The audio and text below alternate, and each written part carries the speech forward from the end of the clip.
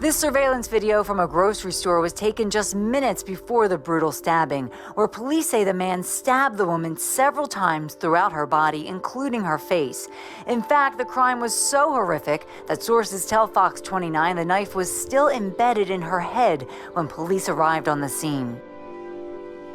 What drives a man to stab the mother of his children 27 times? To slash her throat and leave a knife buried in her head? This is the story of Ashley Lockhart and the man she trusted with her life. Seen in front of a West Philadelphia grocery store, a deadly stabbing in the middle of the morning. The victim stabbed repeatedly, including once in the face. And tonight, a person of interest is in police custody. Our Ellen Cologe has the very latest for us. A gruesome crime in front of a grocery store in broad daylight leaves neighbors shocked and saddened that anyone could care so little about human life. That's very scary, very. I'm scared for everybody. I'm scared for our children. I just think that was pure hate, whatever happened. Disbelief over what happened here at 54th and Chestnut in broad daylight. Police say a man repeatedly stabbed a woman in this gold minivan just after 8 o'clock this morning. She has a current PFA against the boyfriend, and now she's deceased. So we have another life lost. Probably over some nonsense. It's sad, this is horrible how, women are treated, their lives just mean nothing. When police opened that van door on a quiet Philadelphia street, they found a scene that would haunt them forever. Ashley Lockhart, 32 years old, mother of 6 beautiful daughters, sat lifeless in the passenger seat. Blood splattered every surface. 27 stab wounds told the story of pure hatred, and that knife still embedded in her skull was left there like a signature by someone who wanted her to suffer. The man responsible? Her fiancé, the father of her children, the person who should have protected her. Before we continue, if real-life family crime grips you, hit like, drop your thoughts in the comments, and smash subscribe with the bell so you never miss a new case on Fatal Family Network. Baby mamas, this your song. Been pregnant for way too long. Now tell the DJ turn it off. If she a baby mama, Go ahead. she gon' do that baby mama. Work. She gon' put it on you. She gon' do that baby mama. Drop it down, drop it down, down low. Drop it down, drop it down, down low. Drop it down, drop it down, down low. Do the baby mama when I step out on the floor. 1 month, 2 month, 3 month, 4. Hit the baby mama when I'm stepping through the door. Yeah, I'm pregnant, but I got an ill flow. Tryna make some money, buy some Huggies from the store. S to the T, A, double R, K, to the E, I, S, H, A. And I don't play, doing my way. Preggo, but I'm still doing moves like Beyonce. Yeah, I said I'm pregnant, get the child support and pay my rent. Pay my rent, your opinion is irrelevant, cause I'm a baby mama, I can do just what I want. Ashley's story begins in Kensington, North Philadelphia, a neighborhood where survival isn't guaranteed. This area battles poverty like a disease. Violence spreads through these streets faster than wildfire. Drug addiction claims lives daily. Women disappear and turn up dead with disturbing frequency. Yet Ashley Lockhart managed to shine through all that darkness. Born in 1990, Ashley possessed something rare in her environment: genuine warmth. Friends described her as family-oriented, selfless, kind. She didn't just exist in Kensington, she brought light to it. While others succumbed to the neighborhood's harsh realities, Ashley chose love. She found that love with Raymond Majesty Thompson, a 34-year-old man who seemed to share her vision of building something beautiful together. On the surface they appeared perfect, and these two people who'd weathered life's storms and emerged stronger. They were engaged, planning a future, creating a family. Together they had 6 daughters, 6 beautiful girls ranging from 10 years old down to just 5 months. Ashley called them her 6 charms, and social media captured her devotion. Go. I can be anything that I wanna be. Positivity over negativity. It's the keys that unlock the doors to success. So I pledge allegiance that I do my very best. No matter whatever the test, my mind's made up just to go an extra mile. I won't let back chillin', that's simply illin'. Responsibility is to be a better me. Go me, I made up my mind to set my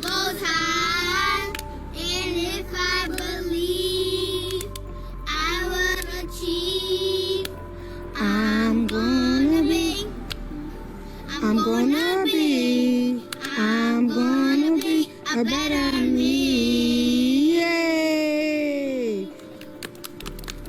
She didn't just raise these children, she empowered them. I am beauty. I am beauty. I am brains. I am brains. I am intelligent. I am intelligent. I am smart. I am smart. I am health. I am health.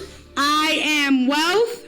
I am wealth. I am treasure. I am treasure. I am heart. I am heart. I am talent. Those words came from Ashley's heart. She wanted her daughters to believe in themselves the way she believed in them. Under her care, those 6 girls flourished. They became confident, loving, beautiful children who lit up every room they entered. But social media lies.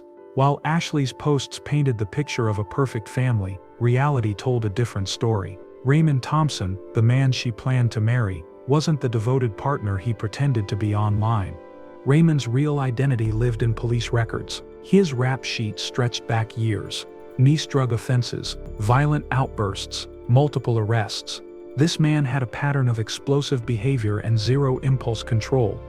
In 2018, while fleeing police, he jumped onto train tracks, endangering innocent people. He pleaded guilty to resisting arrest and risking disaster. This was the man Ashley trusted with her life and her children's safety. The cracks in their relationship showed up in Ashley's posts.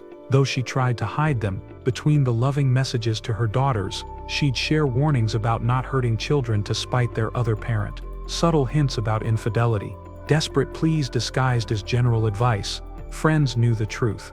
Raymond was abusing Ashley. The relationship was toxic, violent, destructive, but Ashley kept fighting, kept trying, kept hoping things would change. She put on a brave face and suffered in silence, until she couldn't take it anymore. Ashley finally took action that would save her life, or so she thought. She filed for a protection from abuse order against Raymond, a PFA, legal protection designed to keep dangerous partners away from their victims. But here's the devastating irony. Despite having that PFA, Ashley and Raymond continued living in the same house. The very document meant to protect her became meaningless. Maybe Ashley thought showing Raymond that piece of paper would wake him up, make him realize she was serious about defending herself. Instead, it triggered something deadly inside him. Raymond's paranoia exploded. He convinced himself that Ashley's independence meant she was cheating. He watched her strength and saw betrayal. He looked at the mother of his 6 children and saw an enemy who needed to be eliminated. Ashley Lockhart had just given birth 5 months earlier. She was recovering, caring for 6 daughters, trying to build a better life. She had everything to live for. Raymond Thompson decided she had lived long enough. Raymond's mind started working overtime after Ashley filed that protection order. He walked around their shared house watching her every move, analyzing every conversation, searching for proof of what he already believed was happening. Ashley was planning to leave him. Worse than that, she was seeing someone else. None of it was real, but Raymond made it real in his head. Ashley working on her phone became Ashley texting another man. Ashley getting dressed meant she was preparing to meet someone. Ashley taking care of herself after giving birth became Ashley trying to look good for her new lover. The woman who had just delivered his 6th child 5 months earlier, who was still recovering from pregnancy, who spent her days caring for 6 daughters. Somehow Raymond convinced himself she had time and energy for an affair. Ashley kept trying to manage his jealousy. She'd post things on social media about loyalty, about staying committed to family. Her friends watched her walking on eggshells, doing everything she could to keep Raymond calm. But you can't reason with paranoia. The more Ashley tried to prove her faithfulness, the more convinced Raymond became that she was hiding something. Their house turned into a pressure cooker. Ashley focused on her daughters while Raymond's suspicions grew darker each day. The protection order meant nothing when they were still living under the same roof. If anything, it made things worse because now Raymond felt like Ashley was planning her exit strategy. He wasn't going to let that happen. The morning started like any other. Raymond told Ashley they needed to go to the grocery store. She got into their golden Honda Odyssey without knowing she would never come home to see her daughters again. They drove to the 5300 block of Chestnut Street and parked near the supermarket, but they never went inside. Instead, Raymond started the conversation that had been building in his head for months. The accusation came fast and vicious. Ashley was cheating. Ashley was planning to leave. Ashley was using him. People walking nearby could hear their voices rising from inside the van. The argument escalated quickly, loud enough that strangers started paying attention. Ashley denied everything.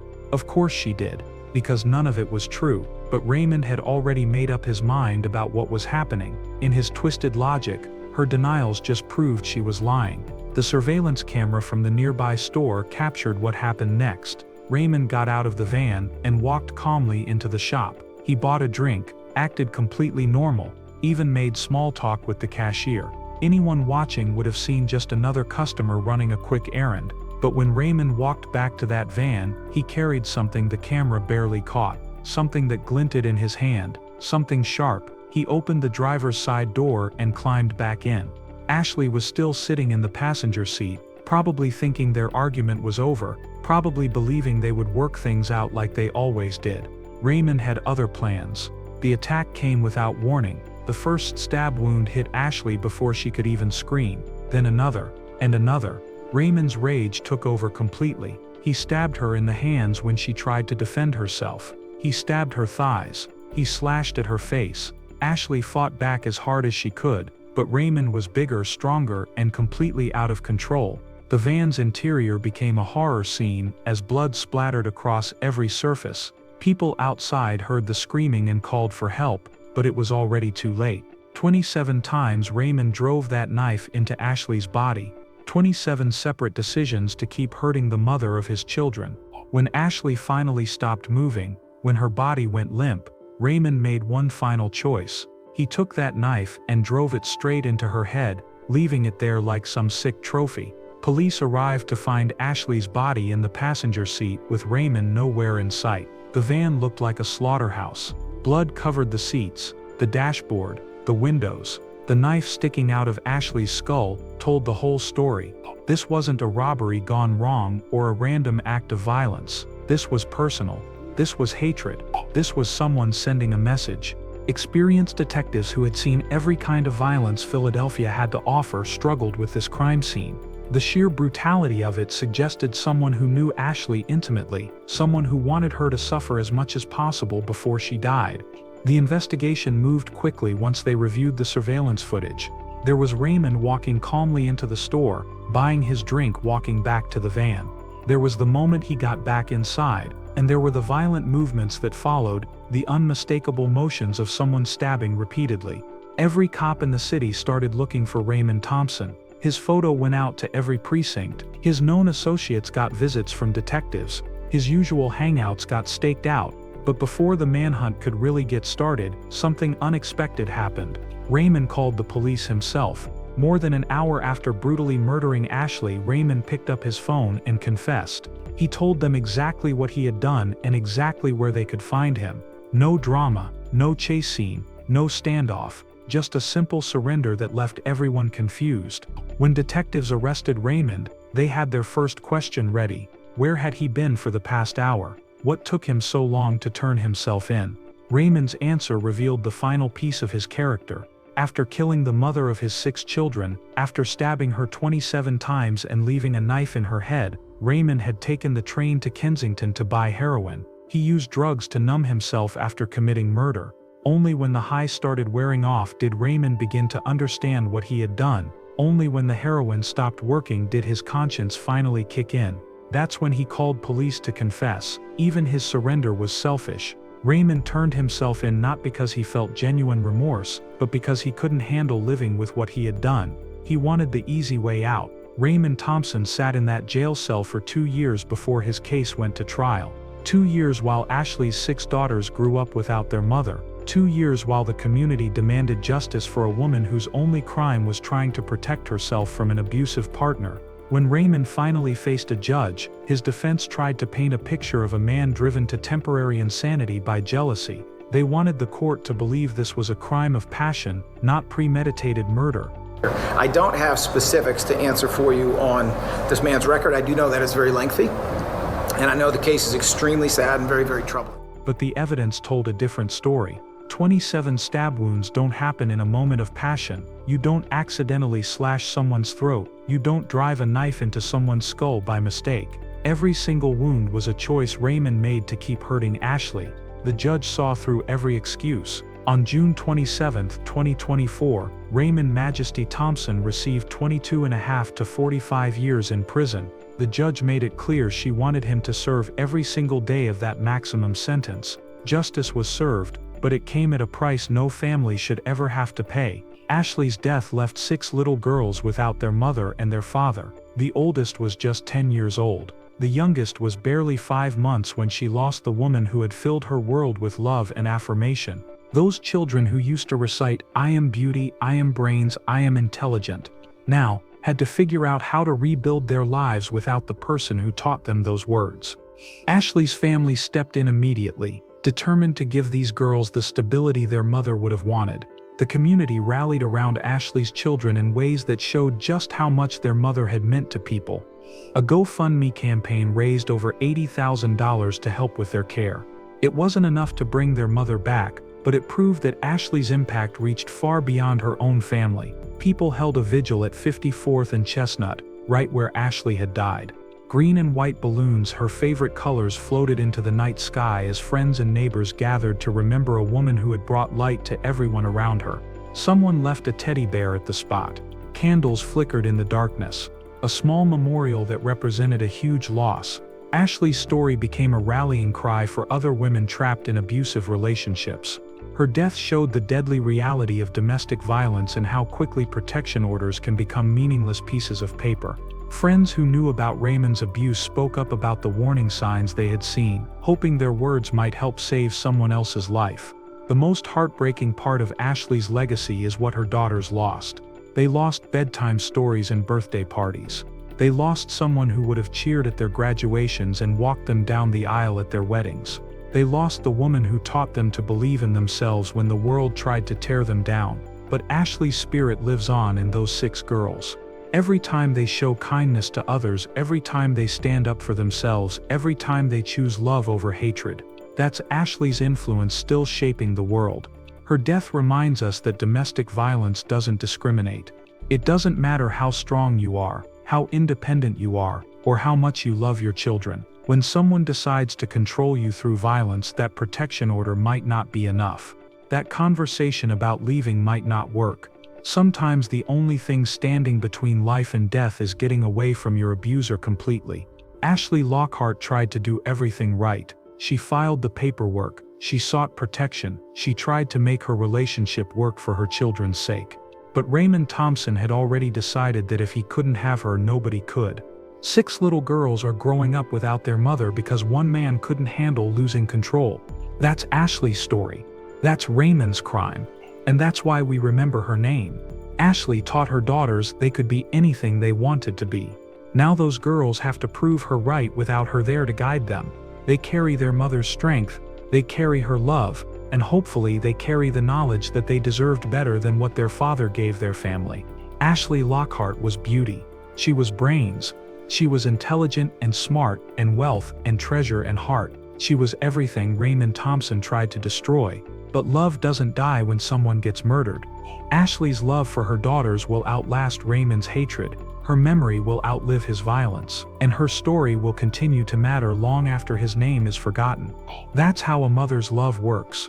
Even death can't stop it. Family should be a refuge, but even the closest ties can fracture. Stay alert, look out for one another, and reach out if you sense danger. See you in the next story here on Fatal Family Network. Thanks for watching.